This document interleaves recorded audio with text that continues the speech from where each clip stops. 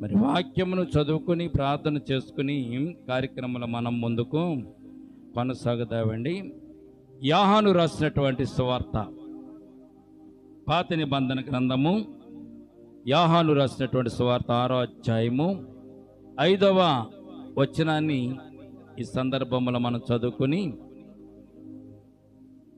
లేఖన భాగంలో నుంచి కొన్ని విషయాలు, సత్యాలు మనము నేర్చుకుని ముందుకు మనము కొనసాగుదామండి. ప్రియమైన బిడ్డలారా, యోహాను రాసిన సువార్త 6వ అధ్యాయము 5వ వచనాన్ని ఈ సందర్భంలో మనం చదువుతామండి. కాబట్టి యేసు కన్నులెత్తి బహుజనులు తమ యొద్దకు వచ్చుట చూసి వీరు భుజించుటకు ఎక్కడ నుండి రొట్టెలు కొని తెప్పింతుమని ఫిలిప్పును అడిగాను. చిన్ని ప్రార్థన చేద్దాం. ప్రేమల తండ్రి, కృపగల దేవాంతరములనైనా ఇంతవరకునైనా పాటలు యందు మీరు మాకు తోడుకున్నారు, వాక్య భాగములు కూడా మీరే మాకు తోడుగా ఉండండి. ఈ శనివారపు ప్రార్థన కూడుకను మీరు దీవించండి. కూడి వచ్చిన ప్రతి ఒక్క బిడ్డ పైన మీ దక్షిణ హస్తం సాచండి, గాయపన హస్తం సాచండి ప్రభా. నీ బిడ్డలకు ఉన్న ప్రతి అక్రతలు తీర్చండి. అట్టి రీతిగానే ప్రభా, ఈ సమయం ముందు వాక్య భాగంలోనికి వెళ్తుండగా చదవబడిన లేఖన భాగాన్ని విరిచి వడ్డించండి. నీ బిడ్డల మనం మేమందరం కూడా వినగల చెవులు, గ్రహింపగల హృదయం, అంగీకరించే మనసు, ఆనందించే ఆత్మను ఈ సమయం ముందు నీ బిడ్డల మనం మాకు దయచేయండి. అట్టి రీతిగానే ప్రభా, నిలబడిన దాసుని మరుగుపరిచి దాసుని ముఖాంతంలో వచ్చి మీరే మాట్లాడండి. ఈ సమయం ముందు నీ దాసుని ప్రభు మీ ఆత్మ చేత ఎత్తుపట్టుకోండి నైనా. నీ దాసునికి నేను ప్రభా బోరగా మీరే ఉండి మాట్లాడమని నైనా, ఈ యొక్క శనివారపు ప్రార్థన కూడికలో నీ వాక్యం చేత మమ్మల్ని ఆదరించి ఆదుకొని ప్రభా మీ ఆత్మ చేత సంధించమని చేసిన ప్రార్థన నైనా నీ పాద సన్నిధికి చేర్చుకోమని యేసయ్య నామమున అడిగి వేడుకొంచున్నాము తండ్రి, ఆమేన్. మరొకసారి చెప్తాం ఆమేన్. ప్రియమైన బిడ్డలారా, ఈ రాత్రి దేవుని సన్నిధానంలో దేవుని వాక్యాన్ని మనం జ్ఞానం చేసుకుందాం. మానవుని యొక్క జీవితంలో ఉన్నటువంటి అనేకమైన అక్రతలు, అవసరతలు, సమస్యలు, ఇరుకులు, ఇబ్బందులు చాలా ఉంటాయి. వాటన్నిటి నుంచి కూడా మనము దేవుని సన్నిధానంలోకి వచ్చి దేవుని సన్నిధానం అడిగి మనము వాటిని పొందుకోవాలని ఆశపడుతూ ఉంటాము. అయితే ప్రియమైన బిడ్డలారా, దేవునికి ఉన్నటువంటి ఒక ఆలోచన ఏమిటో తెలుసా? నీకు శ్రమ రాకముందే, కష్టం రాకముందే, ఇబ్బంది రాకముందే, ఇరుకు రాకముందే, నీకు శోధన రాకముందే సమస్తము దేవుడు ఎరిగి ఉన్నాడనేటువంటి విషయాన్ని మొట్టమొదటిగా మనము జ్ఞాపకం చేసుకోవాలి. దేవునికి స్తోత్రం కలుగును గాక.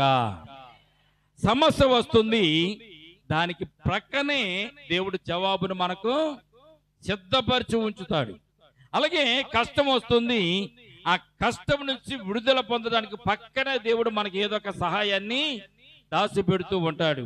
అలాగే బాధ కలిగింది మనకి, ఆ బాధ నుండి ఓదార్చడానికి దేవుడు ఎవరినొకరిని నీ కొరకు ఏర్పాటు చేసే ఉంచుతాడు. ఇవన్నీ జరిగించడానికి దేవునికి కావలసింది ఏంటో తెలిసింది. నువ్వు హృదయపూర్వకంగా దేవునిలో జీవించడం, ప్రార్థనాపూర్వకంగా దేవునిలో నువ్వు గడుపుకోవడం, విశ్వాసంతో బైబిల్ చదవడం, వాక్యాన్ని చదవడం, వాక్యాన్ని నీ హృదయంలో నీవు భద్రం చేసుకుంటే ప్రియమైన బిడ్డలారా, ఈ విషయాలన్నిటిలో నుంచి నీకు దేవుడు విడుదల కలిగిస్తాడు అనేటువంటి సత్యాన్ని పరిశుద్ధ గ్రంథం మనకి తెలియజేయబడుతుంది. చూడండి, సమస్య వచ్చింది, ఇశ్రాయేలు జనాంగానికి సమస్య వచ్చింది. ఏ సమస్య వచ్చింది? ఐగుప్తు నుంచి వారు బయటకు వచ్చారు, మోసే వారిని నడిపించాడు, విడిపించాడు. దేవుని కృప చేత కష్టాల నుంచి బయటకు వచ్చారు. బయటకు వచ్చి పిల్లా జల్లలతో మొత్తం అందరూ బయలుదేరి బయటకు వచ్చేసరికి మొట్టమొదటిగా వారికి వచ్చిన కష్టం ఏంటో తెలుసండి? సమస్య ఏంటో తెలుసా? ఎర్ర సముద్రం ఎదురుగా వచ్చి కనబడుతుంది. మోషేని చూశారు వీరు, ఆకాశం వెంక చూశారు, ఆ వెనకాల వస్తున్నటువంటి ఆ ఐగుప్తు సైన్యాన్ని చూశారు, ఎదురుగుండా ఉన్నటువంటి ఎర్ర సముద్రాన్ని చూస్తారు. సమస్య వారికి ఎదురైనా కానీ దేవుడు వెంటనే వారికి ఆ సమస్యకు జవాబు ఇచ్చాడు. మోషే దేవునికి ప్రార్థన చేస్తే ఎర్ర సముద్రం 2 పాయలుగా చేసి 6 నెలలను వారిని దేవుడు నడిపించాడు. దేవునికి తెలుసు వీరికి ఉన్నటువంటి విశ్వాసం ఎంతవరకు ఉంటుందో, వీరి విశ్వాసం ఎంత బలంగా ఉంటుందో, వీరు పడిపోతారా నిలబడతారా అని దేవుడు అప్పుడప్పుడు మనలను ఊపుతూ ఉంటాడు అనమాట.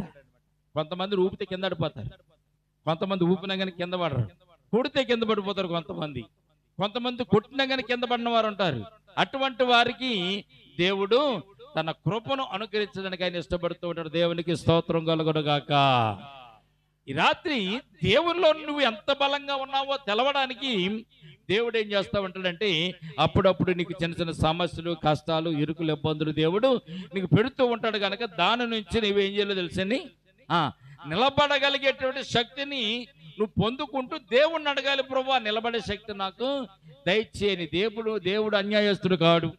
ఆయన నిన్ను చంపేయాలని ఆయన ఆలోచన చేయడు. నీ ప్రాణం తీయాలని ఆలోచన చేయడు. నువ్వు కృంగిపోతే ఆనందిద్దామని ఆయనకి ఎప్పుడు కూడా ఉండదు. నువ్వు బాధపడితే ఆయన కూడా బాధపడతాడు. నువ్వు కన్నీరు పెట్టుకుంటే ఆయన కూడా కన్నీరు పెట్టుకుంటారు. నిన్ను ఎప్పుడు విడిపించుదామా అనేటువంటి ఆలోచనతో దేవుడు నీ కొరకు ఆయన ఎదురు చూస్తూ ఉంటాడు. దేవుని యొక్క ప్రణాళిక ఎలాగుంటుందో యోహాను రాసిన సువార్త 6వ అధ్యాయము 5వ వచనంలో మనం చూడగలుగుతాం. ఇక్కడ ఉన్నటువంటి విషయాలు మనం చూసినట్లయితే 22 మనం 5వ వచనం నుంచి 15వ వచనం వరకు మనం చదువుకుంటూ వెళ్తే ఈ 10 వచనాల్లో దేవుడు అద్భుతంగా మానవుల ఎడల ఆయనకున్నటువంటి ప్రేమ, మనుషుల ఎడల ఆయనకున్నటువంటి ప్రేమ, మనుషులను ఏ రీతిగా కాపాడాలి, ఏ రీతిగా భద్రపరచాలన్నటువంటి ఆయనకున్న జ్ఞానము ఈ 10 వచనాలలో మనకు జ్ఞాపకం అవుతుంది, తెలియజేయబడుతుంది. ప్రియమైన బిడ్డలారా, జాగ్రత్తగా బైబిల్ చదువుతూ ఉంటే, బైబిల్ను జాగ్రత్తగా అర్థం చేసుకోగలిగితే, ఉదయం లేచింది మొదలుకొని సాయంత్రం వరకు కూడా దేవుని వాక్యం మీద మనం కనుక విధేయత కనుక చూపించగలుగుతూ ఉంటే దేవుని వాక్యం ఉన్నటువంటి సత్యాలు మనము తెలుసుకోగలుగుతాము. ఆహారం తిన్నప్పుడు ఎలాగైతే మనకు బలం వస్తుందో, వాక్యాన్ని చదివినప్పుడు కూడా అలాగే మనకు బలం వస్తుంది. అందుకే వాక్యాన్ని ఎప్పుడు కూడా మనము చదవడానికి ప్రయత్నం చేయాలి. వాక్యాన్ని ఆహారంగా భుజించగలిగాం అనుకోండి, మన శరీరానికి కాదండి, మన ఆత్మకు ఎంతో బలం వస్తుంది. ఆత్మ బలంగా ఉంటే శరీరం ఎంత కృంగిపోయినా, కృషించిపోయినా కానీ శరీరం నిన్నేమీ కూడా చేయలేదు. మీకు చిన్న విషయం ఈ సందర్భంలో జ్ఞాపకం చేస్తాను. ఈ వాక్యము దేనికి బలాన్ని ఇస్తుందో తెలిసింది? మన ఆత్మకు వాక్యము బలాన్ని ఇస్తుంది. దేవునికి స్తోత్రం కలుగును గాక. ఆహారము శరీరానికి బలం ఇస్తే వాక్యము ఆత్మకు బలాన్ని ఇస్తుంది. ఎవరైనా చనిపోయారు అన్నప్పుడు, ఉరేసుకున్నారు అన్నప్పుడు పేపర్లు ఏం రాస్తారు? ఆత్మహత్య చేసుకున్నారు అని పేపర్లో రాస్తూ ఉంటారు. ఎప్పుడన్నా విన్నారా? ఆత్మహత్య చేసుకున్నారని ఎప్పుడన్నా విన్నారా? ఆ పక్కింటి ఆవిడ ఆత్మహత్య చేసుకుందండి, ఆ పొరుగుంటి ఆవిడ ఆత్మహత్య చేసుకుంది, పొరుగులో ఉన్నటువంటి ఎవరో ఆత్మహత్య చేసుకున్నారంటే చాలా బాధాకరమైన విషయం.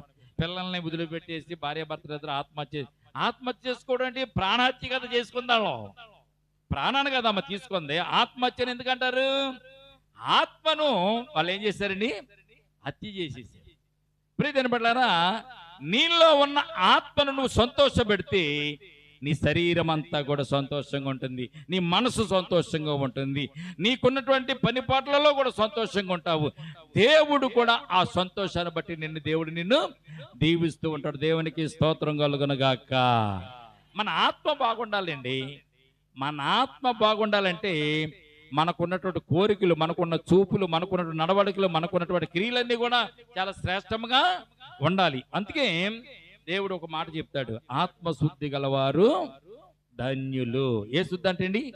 శరీర శుద్ధి కాదు. రోజుకు 3 సార్లు స్నానం చేయడం కాదు. నాకు మిల్లే స్నానం చేయడం వల్ల నీకు ఆత్మశుద్ధి కలగదు. ఆత్మశుద్ధి కలగాలంటే నువ్వేం చేయాల్సి? దేవుని వాక్యం మీద నీ మనసు ఉండాలి, దేవునితో నీకు సత్సంబంధం ఉండాలి, దేవునితో నడవడానికి నువ్వు ఇష్టపడాలి.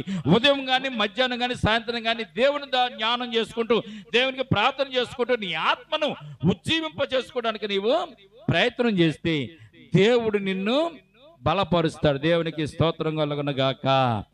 దేవుని ప్రణాళికలో నీవు ఉన్నావు కనుక ఈ సమయం ముందు ఈ స్థలంలో నీవు కూర్చున్నావు, దేవుని వాక్యాన్ని వింటున్నావు, దేవుని సన్నిధానంలో నీవు గడపడానికి దేవుడు నీకు ఒక రూపం చూపించాడు. లేదనుకో, ఇందాక వాన వచ్చినప్పుడే మీరు ఇంటికాడే కూర్చుందేవాడు. వాన వచ్చింది కదమ్మా, ఇంటికాడ నుంచి బయలుదేరేటప్పుడు వర్షం వచ్చింది కదా, ఏమనుకుంటారు కొంతమంది? దేవుని వాక్యము వినాలన్నటువంటి అవకాశం వారికి లేనప్పుడు వారు ఏం చేస్తారో తెలిసింది? వాన వచ్చింది కదా, రేపు వెళ్ళొచ్చులే. వానలో మనం ఏం చేస్తాం? ఒకవేళ పాస్టర్ గారు అడిగినా, పాస్టర్ గారు అడిగినా, ఎవరన్నా అడిగినా ఎందుకమ్మా రాలేదని పక్కన అడుగుతారుగా. ఎవరెవరు అడుగుతారు? శారమ్మ గారు కానీ, కస్తూరమ్మ గారు కానీ, బాణమ్మ గారు కానీ ఎవరైనా అడుగుతారు కదా, అమ్మా నేను రాత్రి రాలేదే ప్రార్థన కట్టి ఏం వస్తామమ్మా, వాన వచ్చింది కదా అంటారు కదా. అదొక వంక. కానీ దేవుడు మీ వాక్యమును వినాలని దేవుడు ఆశపడ్డాడు కనుక ఆ ఆశను దేవుడు తీర్చడానికి నీకు ఏం చేసి తెలుసండి, నీ వాక్యము వినడానికి దేవుడు నిన్ను ఇక్కడికి తీసుకుని వచ్చాడు. దేవునికి స్తోత్రం కలుగునుగాక. కష్టాలు, ఇరుకులు, ఇబ్బందులు, దూరాలు, ప్రయాణాలు ఎన్ని ఉండవచ్చు, ఏదైనా కానీ దేవుని వాక్యమైనటువంటి కృప దేవుడు మనకి ఇస్తేనే కానీ మనం దానిని పొందుకోలేము అనే విషయాన్ని మొట్టమొదటిగా మనం జ్ఞాపకం చేసుకోవాలి. కనుక ఈ రాత్రి 5వ వచనం మరొకసారి చూద్దాం. కాబట్టి యేసు కన్నులెత్తి బహుజనులు తన యొద్దకు వచ్చుట చూసి మీరు భుజించుటకు ఎక్కడ నుండి రొట్టెలు కొని తెప్పించమని ఫిలిప్పును అడిగినట్టుగా పరిశుద్ధ గ్రంథంలో వాక్యాన్ని మనం చదువుతాం. ఎవరు అడిగారు? యేసు ప్రభువు వారు ఫిలిప్పును అడిగారు. ఫిలిప్పును కూడా ఎందుకు అడిగారు తెలుసా? అక్కడ 12 మంది శిష్యులు కూడా యేసు ప్రభు వారితో ఉన్నారు. యేసు ప్రభు వారు తిబిరియా సముద్రం అనగా గలిలయ సముద్రం దాటి అద్దరికి వెళ్ళి రోగుల ఎడల ఆయన చేసిన సూచక్రియలను చూసి బహుజనులు ఆయనను వెంబడించిరి. యేసు కొండ ఎక్కి అక్కడ ప్రసంగం చేస్తున్న సందర్భంలో అనేక మంది దేవుని వాక్యాన్ని వినడానికి వచ్చారు. కొండ మీద ప్రసంగం ఇది. ఆ కొండ మీద ప్రసంగాన్ని వినడానికి యేసు ప్రభు వారు కంటే ముందుగా వచ్చేసి కూర్చున్నారు.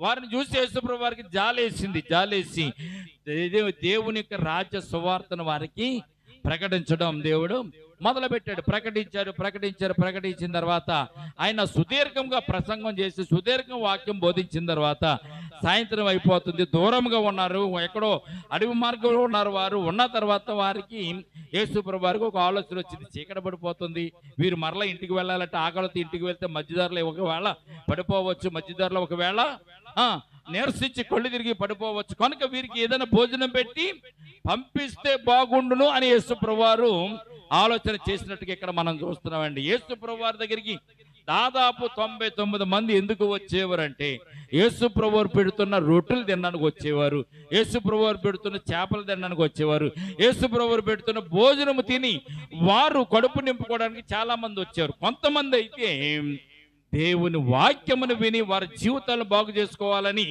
యేసు ప్రభు వారి దగ్గరికి అనేక మంది వచ్చేవారు. అయితే ఇక్కడ యేసు ప్రభు వారు వారి ఆకలిని చూశారు అన్నటువంటి విషయాన్ని మొట్టమొదటిగా మనం జ్ఞాపకం చేసుకోవాలి. యేసు ప్రభు వారు ఏం చూశారు? వారికి ఉన్నటువంటి ఆకలిని చూస్తారు. ఆకలి ఎవరు తెలుస్తుందండి? పిల్లల ఆకలి తల్లిదండ్రులు తెలుస్తుంది.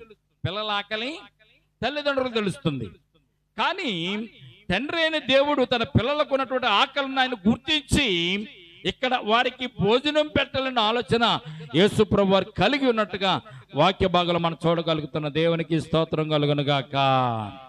దేవుని మహిమ ఎంత గొప్పదో, దేవుని ప్రభావం ఎంత గొప్పదో, ఆయన చేస్తున్న మహత్కార్యాలు ఎంత గొప్పవో అంతకు ముందు శిష్యులు అనేక సార్లు చూసినా కానీ యేసు ప్రభువుతో నడుస్తూ, యేసు ప్రభుతో తిరుగుతూ, యేసు ప్రభు పెట్టే భోజనం తింటూ, రొట్టెలను తింటూ, ఆయన చేస్తున్న స్వస్థతను ఎన్ని చూసినా కానీ ఎప్పటికప్పుడే యేసు ప్రభు వారు చేస్తున్న కార్యాలు వారు మర్చిపోతున్నట్టుగా లేఖన భాగాల్లో చూస్తున్నాం. ఇక్కడ రాయబడినటువంటి మాట మనం చూసినట్లయితే చూడండి, ఏమని రాయబడింది? తన శిష్యుడైనటువంటి అప్పుడు 5వ వచనం మనం చూస్తే, కాబట్టి యేసు కన్నులెత్తి బహుజనులు తన యొద్దకు వచ్చుట చూసి వీరు భుజించుటకు ఎక్కడి నుండి రొట్టెలు కొని తెచ్చుమని ఫిలిప్పును అడిగినట్టుగా మనం చూస్తున్నాం. ఫిలిప్పును అడిగాడు, ఫిలిప్పు మరి వీరికి భోజనం పెట్టాలి, ఎక్కడి నుంచి రొట్టెలు కొని తీసుకొస్తాము అని యేసు ప్రభు వారు ఫిలిప్పును అడిగారు.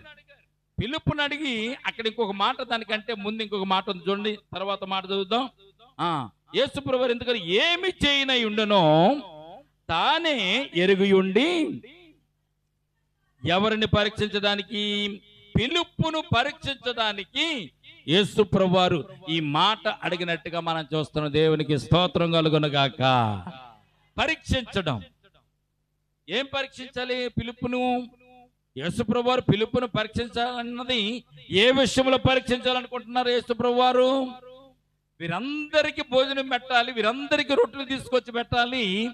ఈ రొట్టెలు ఎక్కడి నుంచి తీసుకొస్తాం, మనం ఏ రకంగా వస్తాయి అన్నటువంటి విషయాన్ని ఫిలిప్పు మధ్యలోను 12 మంది శిష్యుల మధ్యలోను ఉన్నటువంటి అనుమానాలు చాలా ఉంటాయి కదా, వాటిని తెలుసుకోవాలని యేసుప్రభు వారు ఫిలిప్పుని, యేసుప్రభు వారు ఏం చేయనై ఉన్నారో అది ఎరిగి ఉండి పిలుపుని ఈ మాట అడిగినట్లుగా పరిశుద్ధ గ్రంథంలో మనం చూడగలుగుతున్నాం. చూద్దాం 7వ వచనం. అందుకు పిలుపు, ప్రభువా, వారిలో ప్రతి వాడును కొంచెము కొంచెము పుచ్చుకొనుటకైనను 200 దేనారముల రొట్టెలు సాలవని ఆయనతో చెప్పాను.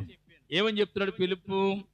ప్రభువా, కొంచెం కొంచెం, కడుపు నిండా కాదు, అర్ధాకలతో కూడా కాదు, ఇంకా తక్కువ అనమాట, పావంతు వారు తినాలంటే రొట్టెల్ని ఏం చేయాలంట?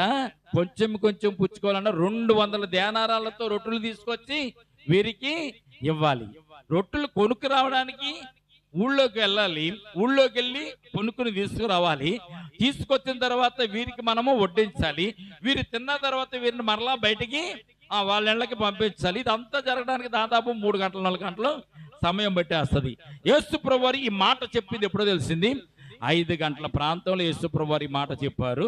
5 గంటలకి మాట చెప్పిన తర్వాత వారు రొట్టెలు కొనుక్కు రావడం కానీ తీసుకొచ్చి పెట్టడం కానీ ఇదన్నీ జరిగే పని కాదు. శిష్యులకు ఏమనుకుంటున్నా తెలుసని ఒకరికొకరు, ఈ 12 మంది శిష్యులు కూడా ఏమనుకుంటున్నా తెలుసా?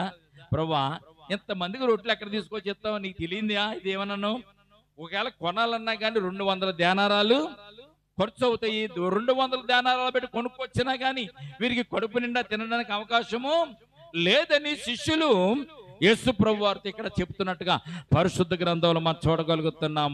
దేవుని యొక్క మహిమ, ఆయన ఎంత గొప్ప గొప్ప కార్యాలు, కుంటివాడికి కాళ్ళు ఇచ్చాడు, గుడ్డివాడికి కాళ్ళు ఇచ్చాడు, పక్షవాత రోగిని కూడా ఏ మందు వేయకుండా ముట్టి స్వస్థపరిచి ప్రార్థన చేసి స్వస్థపరిచినటువంటి దేవుడు యేసు ప్రభు వారు. ఆయన ఈ జనానికి ఆకలి తీర్చలేడా? రొట్టెలు తీసుకురాలేడా? చూడండి, కానాను పెండ్లి విందులో యేసు ప్రభు వారు ఏం చేశారు? నీళ్లను ద్రాక్షరసంగా మార్చినప్పుడు ఏ అద్భుతం చేశారు? అయినా తండ్రికి ప్రార్థన చేశారు. ఈ నీళ్లను ముంచి తీసుకుని వెళ్ళి పెండ్లి ప్రధానానికి చేపించి వడ్డించండి అన్నాడు. అంతే.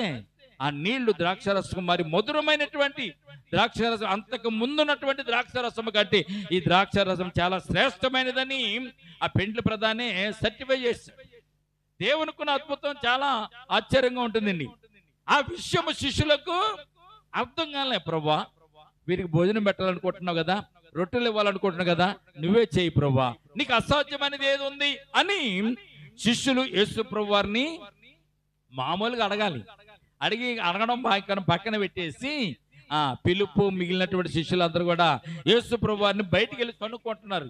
వీళ్ళందరికీ రొట్టెలు తీసుకురమ్మంటున్నాడు, ఎక్కడి నుంచి తీసుకొస్తావు, ఏం చేద్దాం అని వారు కనుక్కుంటుండగా పరిశుద్ధ గ్రంథంలో మనం చూస్తున్నాం. చూడండి, 200 దేనారాలు కావాలి, రొట్టెలు సాలవని ఆయనతో చెప్పారు. ఆయన శిష్యులలో ఒకడు అనగా సీమోను పేతురు సహోదరుని ఆంద్రయ్య ఏమని తెలుసా? ఆంధ్రని పిలిచి యేసు ప్రభు వారు, ఆంధ్రయ్య ఎవరి దగ్గర ఏమైనా ఉన్నాయేమో చూడు అంటే తలవతికి వెళ్ళారు. ఏది ఉన్నటువంటి జన సమూహంలోకి తలవతికి వెళ్ళి ఎవరి దగ్గర ఏమన్నా ఉన్నాయేమో చూడమని అన్నప్పుడు, ప్రియమైన బిడ్డలారా, మత్తయి రాసిన సువార్త 14వ అధ్యాయం 13, 21 వరకు సన్నివేశం ఉంటుంది. అక్కడ కొన్ని రాస్తారు. మార్కు రాసిన సువార్తలో కొన్ని విషయాలు రాశారు. లోకా రాసిన సువార్త 9వ అధ్యాయం 12 నుంచి 17 వరకు కొన్ని విషయాలు రాశారు.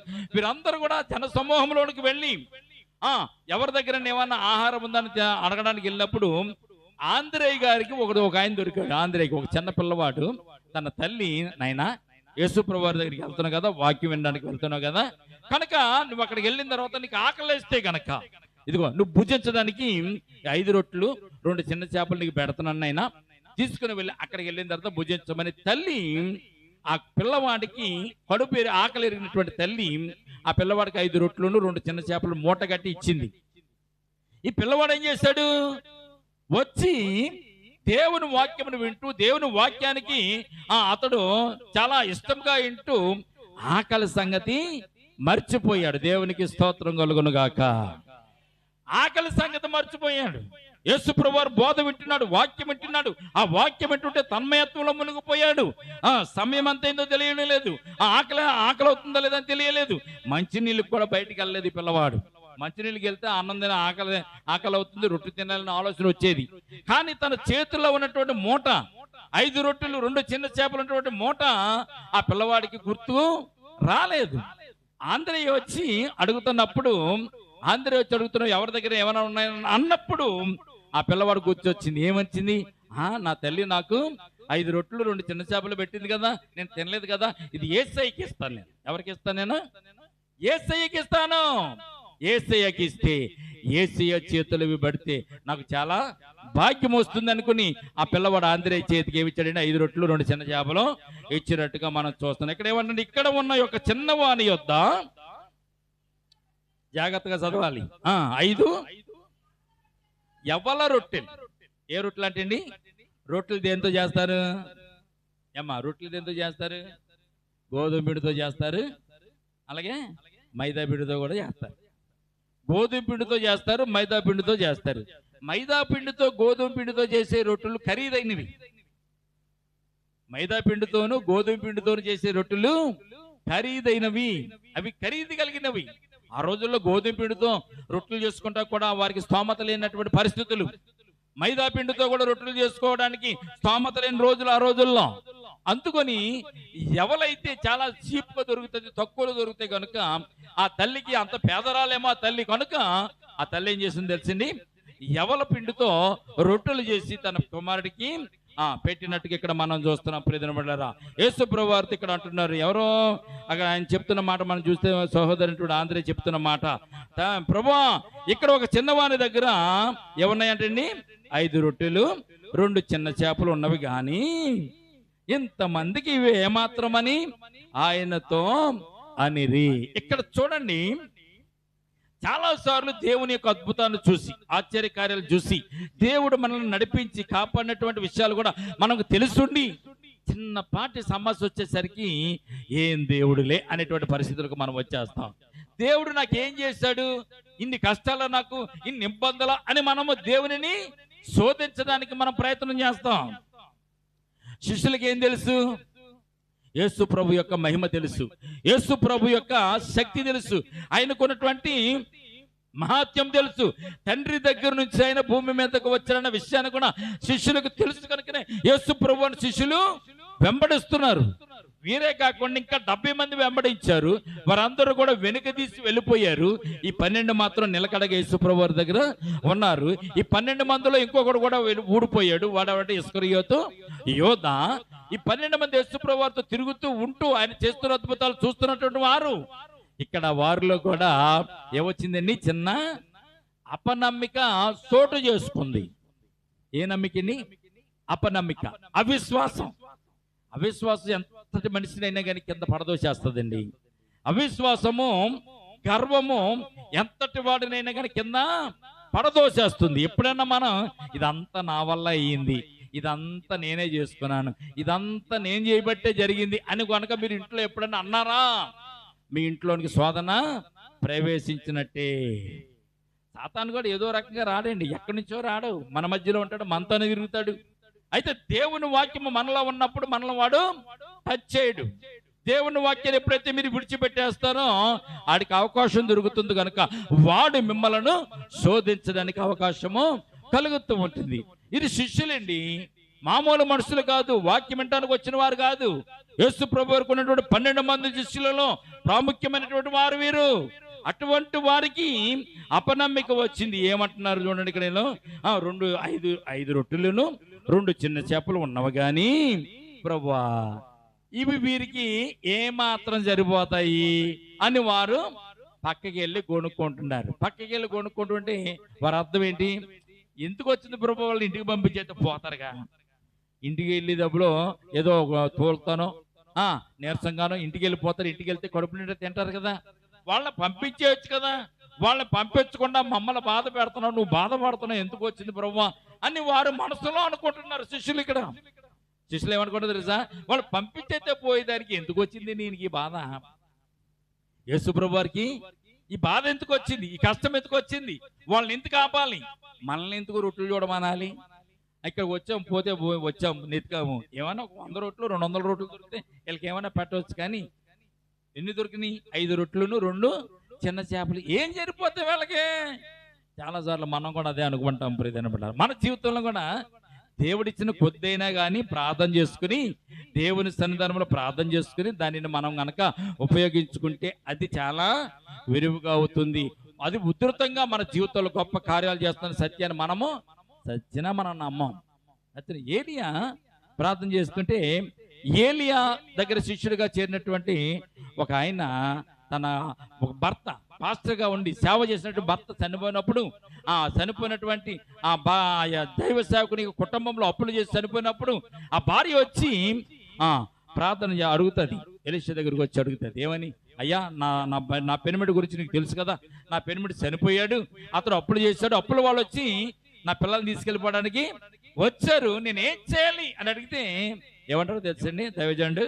నీ ఇంట్లో ఏముంది అని అడిగితే నూనె కొండ ఒక్కటే మాత్రం ఉంది, కానీ నూనె కొండ ఉన్నంత మాత్రం ఏమీ ప్రయోజనమే లేదు, అప్పుల వాళ్ళకి ఇవ్వాల్సింది చాలా ఎక్కువ ఉంది అని చెప్పి నూనె కొండ కూడా ఉందని చెప్పకూడదు అసలు. ఆవిడ ఏమీ లేదంటే దైవజనుడు ఏదో ఒక కొంత ధనమో డబ్బో బంగారమో ఏదో ఒకటి ఇస్తాడు కదా అనుకుని అది కూడా చెప్పకూడదు. కానీ ఆమె విశ్వాసురాలై ఉందేమో, అని విధవరాలై ఉన్న కదా, భర్త చనిపోయినా కానీ నిజం చెప్పింది, నా ఇంట్లో ఒక నూనె కొండ మాత్రమే ఉందని చెప్పింది. ఆ నూనె కొండ, ఒక్క కొండ ఏం అప్పులు తీరుస్తుందండి? నూనె కొండ ఒకడుంటే అప్పులేం తీరుస్తుంది? కానీ దేవుని కృప వల్ల, దేవుని ఆశీర్వాదాల వల్ల ఆ నూనె కొండ అప్పులు తీర్చడమే కాదు, కరువు కాలం అంతట్లో కూడా వారు బతికినంత కాలం కూడా ఆ నూనె నమ్ముకుని వారు జీవించినట్టుగా లేఖన భాగాల్లో మనం చూడగలుగుతున్న. దేవునికి స్తోత్రం కలుగును గాక. దైవజనుడు చెప్పినట్టు చేసింది అంతే. అమ్మా, మీరు ఇంట్లోకి వెళ్ళి మీరు మీ పిల్లలు కలిసి చుట్టుపక్కల ఉన్న ఖాళీ కొండలను తీసుకొచ్చి ఇంట్లో పెట్టుకుని మీకు నిండుగా ఉన్నటువంటి ఈ నూనె కొండను ఆ ఖాళీ పాత్రలో పోయండి, నిండినవన్నీ ఒక పక్కనే పెట్టండి అని దైవజనుడు చెప్పినప్పుడు ఈమె ఏం చేసింది తెలుసండి? దైవజనుడు చెప్పాడు. దైవజనుడు అంటే ఎవరు? దేవుని దూత, దేవుని మాటలు ప్రకటించాయని దైవజనుడు చెప్పాడు కనుక మనం అలా చేద్దాం, వెళ్దాం రా నడవండి అని చెప్పి ఇద్దరు పిల్లల్ని తీసుకుని వెళ్ళింది. ఇంట్లోకి వెళ్ళి తలుపులు వేసుకొని పాత కొండలను తీసుకొచ్చింది. ఆ కొండలను పక్కన పెట్టి నిండుగా ఉన్న కొండతో ఆ ఖాళీగా ఉన్న కొండలో పోసేసరికి ఆ కొండ నిండుతుంది. ఈ కొండలో నూనె అలాగే ఉండిపోయింది. దేవునికి స్తోత్రం కలుగును గాక. చాలా మంది అక్షయ పాత్ర అంటారు కదా, ఏది కోరుకుంటే అది అందులో నుంచి వస్తుంది, ఎంత తీసినా కానీ ఇంకా వస్తూ ఉంటుంది అక్షయ పాత్ర అంటే. అది ఇక్కడ దైవజనుడు చెప్పినటువంటి మాట ప్రకారము ఆ స్త్రీ చేసింది కనుక, విధవరాలు చేసింది కనుక, ప్రియదని బిడ్డలారా, ఆమె ఇంట్లో ఒక్క నూనె కొండ అప్పులను తీర్చేసిందండి. ఈ రాత్రి మీకు జ్ఞాపకం చేస్తున్నాను, మీ ఇంట్లో ఏది ఉన్నా కానీ ప్రభువా నా ఇంట్లో ఇదే ఉంది, నా ఇంట్లో ఇదే ఉంది, దీనిని బట్టి నా అప్పులు తీరాలి, నా అవసరతలు తీరాలి, నా కుటుంబం నడిపించబడాలి, నా బిడ్డలు చదువుకోవాలి, నాకున్న అక్రతలు తీరాలి ప్రభువాని ఆ కొద్ది పిండితో మీరు దేవుని సన్నిధానంలో కూర్చొని మోకరించి భార్యాభర్తలు ఇద్దరు కుటుంబం అంతా కలిసి ప్రార్థన చేస్తే ఆ యొక్క నూనె కొండను అభివృద్ధి చేసిన దేవుడు, వారి అప్పులు తీర్చిన దేవుడు మీకున్నటువంటి అవసరతలు కూడా తీరుస్తాడు. నమ్మకం, విశ్వాసం, మనలో విశ్వాసం లేకపోతే మనం ఏమీ కూడా చేయలేం. శిష్యులు యేసు ప్రభు వారితోనే ఉన్నారు, ఆయన పెట్టిన భోజనాలు తింటున్నారు, రొట్టెలు తింటున్నారు, ఆయనతో పాటు నడుస్తున్నారు. అయినా కానీ వారిలో అపనమ్మిక కూడా చోటు చేసుకుంది. వారికి అపనమ్మిక వచ్చింది, మనకి ఎంత అనకూడదు. వారికి వచ్చిందంటే వారు దేవుని కార్యములను, దేవుడు దగ్గర ఉన్నాడు కనుక ఏదైనా చేయగలడు. ఒకవేళ ఇలా తప్పుపోయినా, ఒక మాట జారినా, అవిశ్వాసం వచ్చినా యేసు ప్రభు వారి దగ్గర ఉన్నారు కనుక వారికి ఉన్నటువంటి బలహీనతలన్నీ కూడా చూసివేసి దేవుడు వారికి మేలు చేస్తాడు. కానీ మనకి ఇక్కడ దేవుడు మన దగ్గర లేదుగా, వాక్యం ఒకటేగా మన దగ్గర ఉన్నది. ఆ రోజులో యేసు ప్రభు ఉన్నారు, ఈ రోజున మనకు వాక్యం ఉంది. ఈ వాక్యమే దేవుడు. ఈ వాక్యాన్ని చదువుకుంటూ, వాక్యాన్ని ధ్యానం చేసుకుంటూ, ప్రార్థన చేసుకుంటే వారితో ఉన్నటువంటి యేసే మనతో కూడా ఉన్నట్టు. దేవునికి స్తోత్రం కలుగునగాక. ఆంధ్రయ్య మిగిలినటువంటి శిష్యులందరూ కూడా ఏమనుకున్నారు? ఇక్కడ ఉన్న వారి అందరికీ ఈ 5 రొట్లు 2 చిన్న చేపలు ఏ మాత్రము మిగులుతుంది ప్రభువా, నీకేం అర్థం కావడం లేదు ప్రభువా, మా బాధ నీకు అర్థం కావడం లేదని వీళ్ళు అనుకుంటున్నారు. కానీ యేసు ప్రభువుకు ఉన్నటువంటి ఆలోచన ఏంటి? ఆయన ఏమి చేయనై ఉన్నాడో అది తాను ఎరిగి ఫిలిప్పును అడిగాడు. ఆయన ఏం చేయాలనుకున్నాడు? ఆయనకు అర్థమైంది. ఆ కూర్చున్న జనాంగంలో ఒక 5 రొట్టెలు ఉంటాయి, 2 చిన్న చేపలు ఉంటాయని ఆయన తెలిసింది. ఉన్న వాటిని తెలిసింది. వాటి ద్వారా వారి ఆకలి తీర్చాలని యేసు ప్రభు వారు తలంచుకున్నారు, ఆలోచన చేసుకున్నారు. ఆయన ఏం చేయాలో ఆయనకు తెలిసింది. కానీ వీళ్ళకి అర్థం కావడం, వీళ్ళకి అర్థం కాలే. అప్పుడు ఏమన్నారు యేసు ప్రభు వారు? ఎంత మాత్రమని ఆయనతో అన్నారు అని చనుక్కుంటూ పక్కకెళ్ళి ఉంచున్నారు. యేసు ప్రభు వారు అప్పుడు ఏమంటున్నారు చూడండి, 10వ వచనంలో, యేసు నైనా వీళ్ళందరిని కూడా కూర్చొని పెట్టండి, వీరికి రొట్టెలు మీరు వడ్డించదు కానీ అని చెప్తున్నాడు యేసు ప్రభువు. ఏమని? యేసు జనులను కూర్చుండబెట్టాడని శిష్యులతో చెప్పారు. ఏమని చెప్పారు? వీళ్ళందరినీ కూడా కూర్చోబెట్టండి, వీళ్ళకి భోజనం మనం వడ్డిద్దాం అనేటప్పటికల్లా శిష్యులకి కోపం వచ్చేస్తుంది. పక్క నుంచి ఉన్నదేమో 5 రొట్లు, ఉన్నాయేమో 2 చిన్న చేపలు. ఇక్కడ చూస్తే దాదాపు మగవారిని లెక్కేస్తేనే 5,000 మంది వచ్చారు అక్కడ. ఇక ఆడవాళ్ళు పిల్లల్ని ఇవన్నీ లెక్కేస్తే 300 మంది, దాదాపు 10,000 మంది అని ఉండొచ్చు బహుశా ఉజ్జాయింపుని. అయితే ఇక్కడ చూస్తుంటేనేమో 5 రొట్లు ఉన్నాయి, చూస్తుంటే 2 చిన్న చేపలు ఉన్నాయి. వీళ్ళందరూ కూర్చోబెట్టమంటాడంటే యేసుప్రభు వారు. ఈయనకి అసలు మతిపోయింది, ఈయనకి ఏం చేయాలో తెలుస్తుంది దీనికి అని వాళ్ళు అనుకుంటున్నారు. ఈ రోజున దేవుడు చేసే కార్యాలు కూడా మనకి కంటికి కనపడవు, చెవులకి వినపడవు, హృదయానికి గోచరం కాదు. అదా ఎంత అద్భుతం అంటే అంత అద్భుతం. మనం ఎంతో భయపడతాం, ఎంతో బాధపడిపోతాం. ప్రభువా ఈ రోజు గడితే బాగుండును, ఈ సమయం గడితే బాగుండును, ఈ వారం గడితే బాగుండును, ఈ నెల గడితే బాగుండును, ఈ క్షణాలు గడితే బాగుండునని మనం బాధపడిన రోజులు చాలా ఉన్నాయి. అయినా కానీ దేవుడు ఆ సమయం వచ్చేసరికి ఆయన తన హస్తమును, తన బాహువును ఆయన పంపించి మనలను అద్భుత రీతిలో ఆయన మనలను కాపాడుతూ ఉంటాడు. మర్చిపోతాం, మతి మరుపు గలవాళ్ళం మనం. ఆయన చేసిన అద్భుత కార్యాలు మర్చిపోతాం, రోగాల నుంచి విడుదల పొందించిన ఆయన చేసిన ఉపకారాన్ని మర్చిపోతాం, ఆపదలు ఆయన ఆదుకున్నటువంటి విషయాలను కూడా మర్చిపోతూ ఉంటాం. కొత్త సమస్య ఏదైనా వస్తే పాత ఉపకారాలన్నీ మనము మర్చిపోతామండి. చాలాసార్లు తిన్న తర్వాత మర్చిపోతామంట. పోయిన నెల మీరు ఏం తిన్నారో తెలుస్తుందమ్మా? ఈ రోజున తెలుస్తుందా? పోయిన సంవత్సరం, అంతకుముందు సంవత్సరం రోజు తింటామన్నా. తినడం మాత్రం మాన. ఉదయం నుంచి సాయంకాలం ప్రతిరోజు తింటాము, ప్రతిరోజు త్రాగుతాము, ప్రతిరోజు నిద్రపోతాము. ఎన్ని గంటలు నిద్రపోయాము, ఎప్పుడు లేసావు ఏంటని అడిగితే ఎవరైనా సమాధానం చెప్పగలదామా?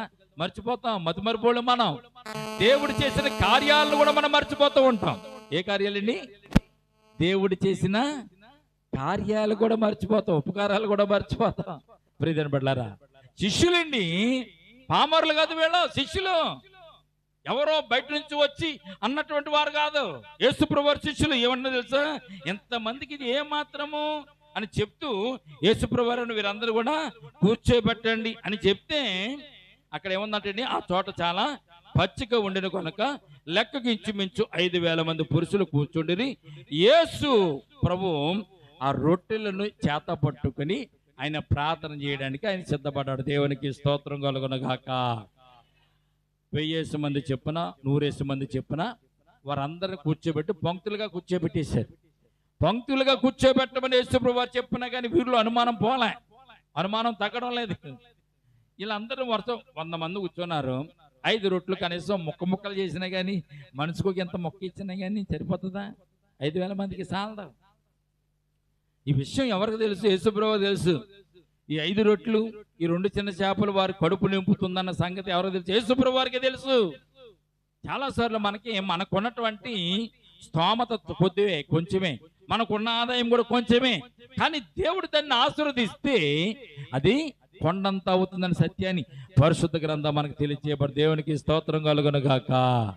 మొట్టమొదటిగా మనకు విశ్వాసం ఉండాలి, నమ్మిక ఉండాలి, బలంగా ఉండాలి, దేవునితో నడవడానికి మనము ఇష్టపడాలి. చదవండి. ఇక్కడప్పుడు పచ్చిగా ఉండిన కనుక వారు ఇంచుమించు 5,000 మంది పురుషులు కూర్చోండి. యేసు ఆ రొట్టెలను పట్టుకుని కృతజ్ఞతాస్తుతులు చెల్లించి కూర్చున్న వారికి వడ్డించెను.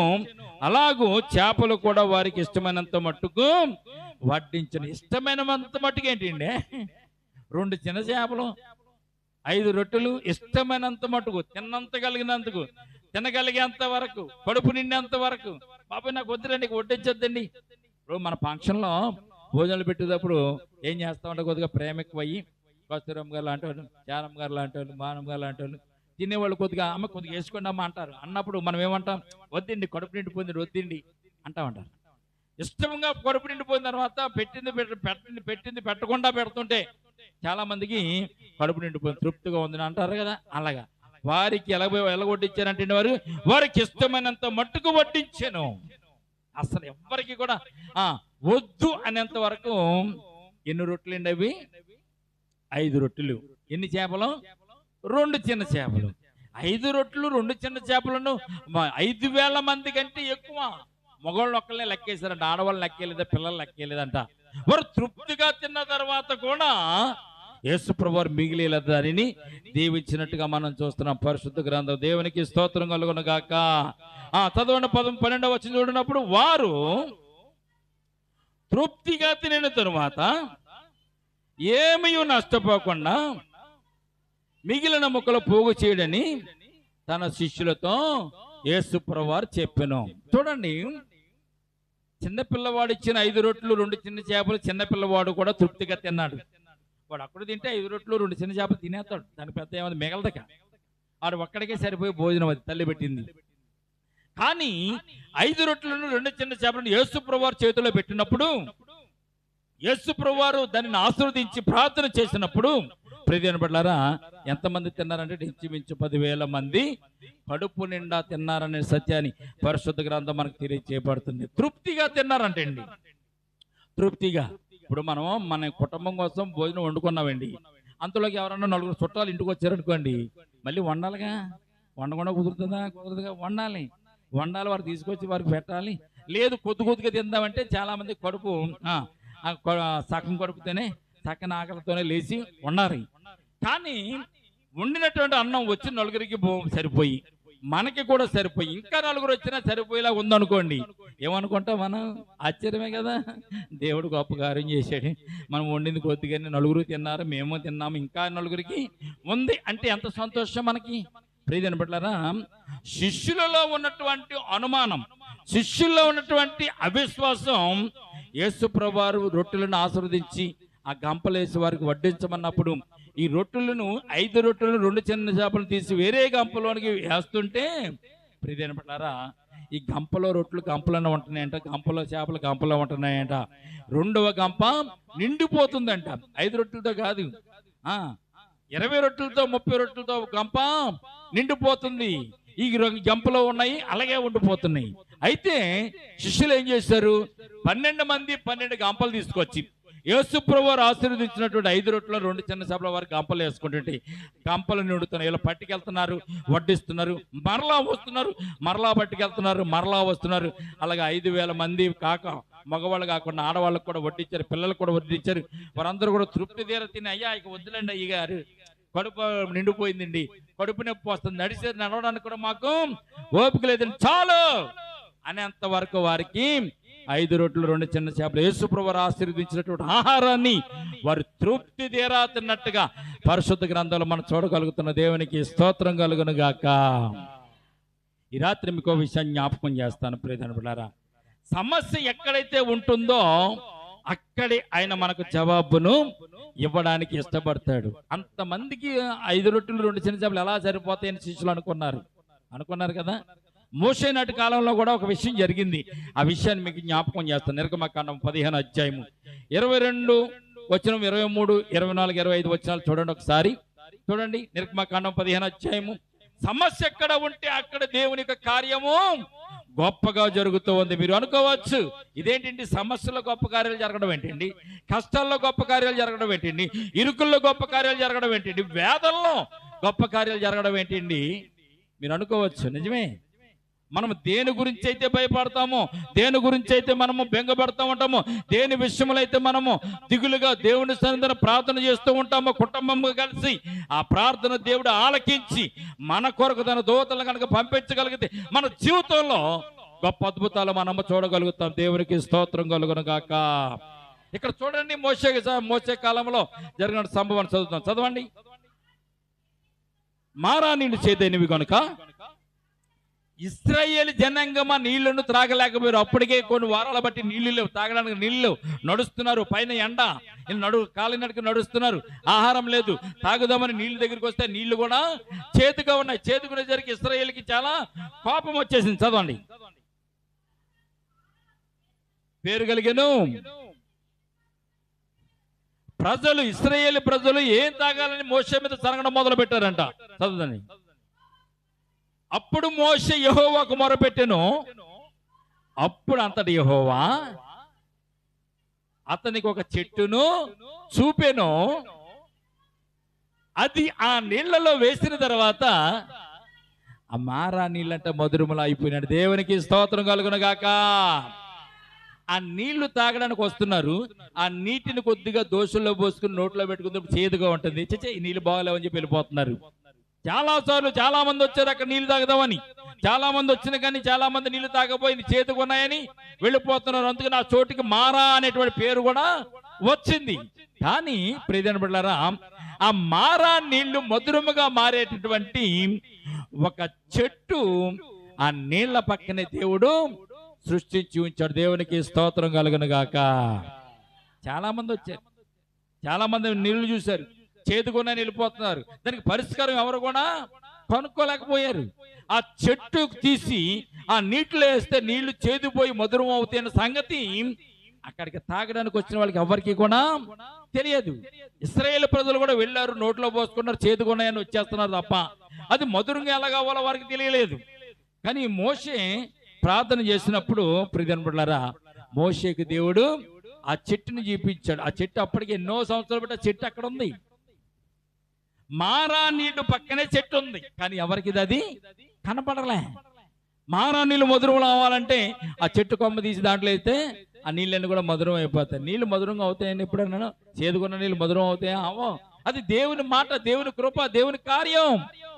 ఆ మారా నీళ్ళు పక్కన చెట్టు ఉన్నదన్న సంగతి ఎవరికి తెలియదు, దేవుడికి తెలుసు.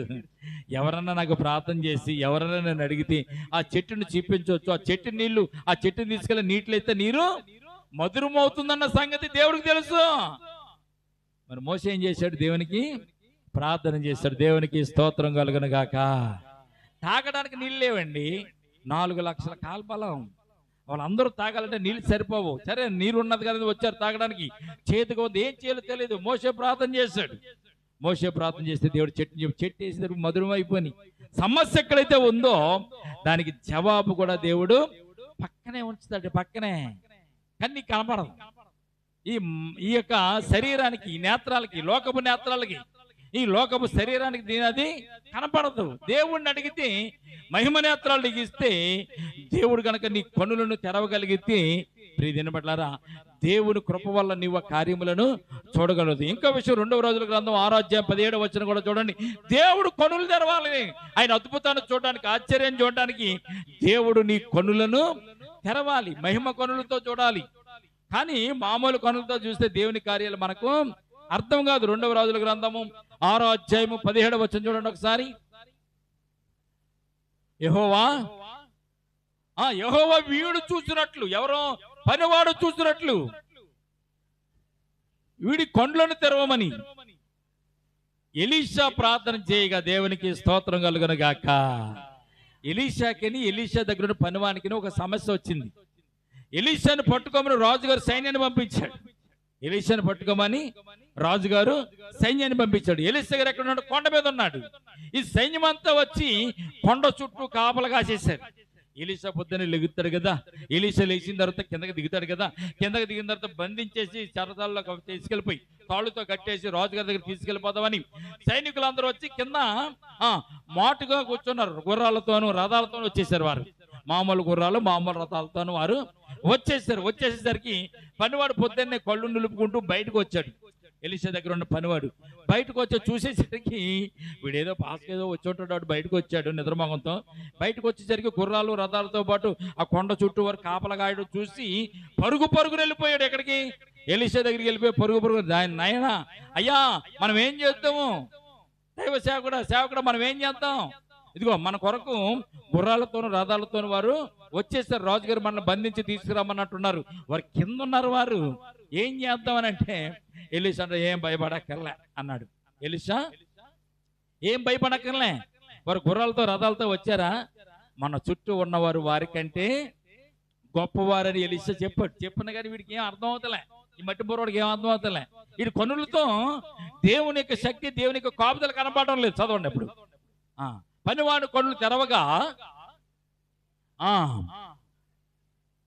యెహోవా పనివాని కన్నులు తెరివజేసిన గనుక వాడు ఎలీషా చుట్టూను, ఆ పర్వతము చుట్టూను ఏమేమి ఉన్నాయంటే అగ్ని గుర్రముల చేత, అగ్ని గుర్రములు, అగ్ని రథముల చేత నిండి ఉండుట పనివాడు చూశాడంటే దేవునికి స్తోత్రం కలుగును గాక.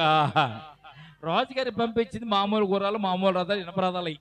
కానీ దేవుని గుర్రాలు దేవుని రథాలు ఎలా కూడా తెలిసింది, అగ్ని గుర్రములతోను అగ్ని రథములతోను ఎలీషాకి ఆ పర్వతం చుట్టూ దేవుడు కాపుదల దయచేశాడు. దేవునికి స్తోత్రం కలుగును గాక. దేవుని మహిమ చూడాలంటే దేవుడు నీ కన్నులు ఆయన ముట్టాలి, తెరవాలి. ఆయన తెరిస్తే నువ్వు నీ కన్నులు తెరవబడితే దేవుని మహిమను చూస్తావు, దేవుని ప్రకాశాన్ని చూస్తావు, దేవుని యొక్క అద్భుత కార్యాలు నువ్వు చూడగలుగుతావు. ఈ పాపిష్టి కళ్ళుతో దేవుని మహిమను మనము చూడలేము. పనివాడు కన్ను చూసిన తర్వాత పనివాడు ఆశ్చర్యపోయాడు. వాడికంటే మన ఎక్కువ వాళ్ళ గుర్రాల కంటే వారి రథాల కంటే మన గుర్రాలు మన రథాలు చాలా గొప్పవని దేవుని స్తుతించడం పనివాడు మొదలు పెట్టాడు. దేవునికి స్తోత్రం కలుగును గాక.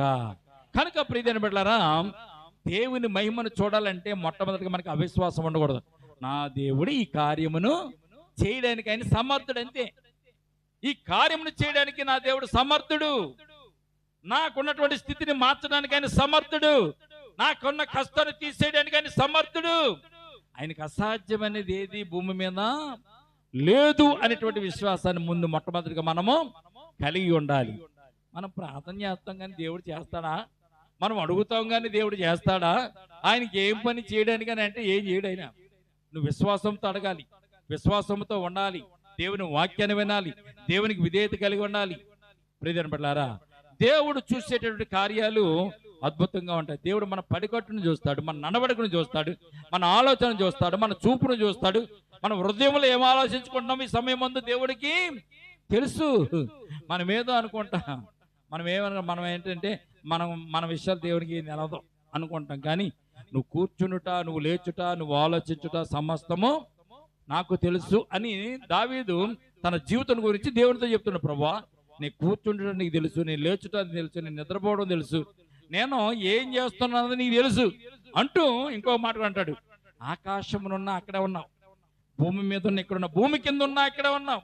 ఒకవేళ వేకువ రెక్కలు కట్టుకొని భూదిగంతముల వరకు నేను వెళ్ళినా అక్కడ కూడా నీవు ఉన్నావు అంటున్నాడు దావీదు. దేవునికి స్తోత్రం కలుగును గాక. మన జీవితాల్లో దేవునితో మనం నడవడానికి, దేవునితో మనం గడపడానికి, దేవుని చిత్తాన్ని నెరవేర్చుకోవడానికి మనం ప్రయత్నం చేస్తే మన జీవితాలు దేవుడు అద్భుతంగా జరిగిస్తాడు. దేవునికి స్తోత్రం కలుగును గాక. చదువుతామండి, లాస్ట్ విషయం చదువుదాం. చూడండి, 13వ వచనం. శిష్యులు చెప్పిన కాబట్టి వారు భుజించిన తర్వాత 13వ వచనం. వారి యొద్ద మిగిలిన 5 యవ్వల రొట్టెలు, చూడండి, 5 యవ్వల రొట్టెల ముక్కలు పోగు చేసి 12 గంపలు వారు నింపిరి. దేవునికి స్తోత్రం కలుగును గాక. గంపల ఓ మూలక రావయ్యి, ఇది 5 రొట్టెలు 2 చిన్న చేపలు. కానీ వారు తిన్న తర్వాత, భుజించిన తర్వాత ఇంకెన్ని గంపలు మిగిలియండి? 12 గంపలు మిగిలినాయి. 12 గంపలు ఎవరికో తెలుసా? 12 గంపలు ఎవరికో తెలుసా? యేసు ప్రభు వారిని, పిలుపు, ఆంద్రేయ, తోమ, భర్తలు వీళ్ళందరూ కూడా కూర్చొని అనుకున్నారు కదా, ఈ 5 రొట్టెలు ఏం చేస్తావు ప్రభు, ఈ 2 చిన్న చేపలు ఏం చేస్తావు ప్రభు, వీళ్ళందరూ కూర్చోబడ్డావు, ఏ ప్రభు నువ్వు అసలు నీ ఆలోచన మాకు ఏం అర్థం కావట్లేదు అన్నారు చూసానా? 5 రొట్టెలు 2 చిన్న చేపలు ఏమైంది అండి? 5,000 మంది ప్లస్ ఆడవాళ్ళు తినగా, పిల్లలు తినగా 12 గంపలు మిగిలిన. 12 గంపలు ఎవరికంటే 12 మంది శిష్యులకు 12 గంపలు. దేవునికి స్తోత్రం కలుగును గాక. ఏమీ కాదు అనుకున్నారు వాళ్ళు. ఈ 5 రొట్టెల వల్ల దేవుడు ఏమీ చేయలేడు అనుకున్నాడు. ఈ 2 చిన్న చేపల వల్ల వీరి కడుపు నిండదు అనుకున్నారు. కానీ దేవుడు చేసిన అద్భుతమైనటువంటి విషయం జ్ఞాపకం చేసుకుంటే ఆశ్చర్యం. ప్రియమైన బిడ్డలారా, ఎంత అంటేనండి, 5,000 మంది తినగా మగవారిని ఒకరిని శిశువు, మగవారిని ఒకరిని వారు లెక్కించినట్టుగా మనం చూస్తున్నాం. ఆ మనుషులు చూడండి, 14వ వచనం చూడనప్పుడు 12 గంపలు ఎప్పుడైతే మిగిలినయో ఇక అందరూ కూడా తృప్తి తీరా వారం తిన్నారు. తిన్న తర్వాత అక్కడ స్టేట్మెంట్ మనం చూస్తే ఆశ్చర్యం వేస్తుంది. 14వ వచనం. ఆ మనుషులు, ఏ మనుషులు?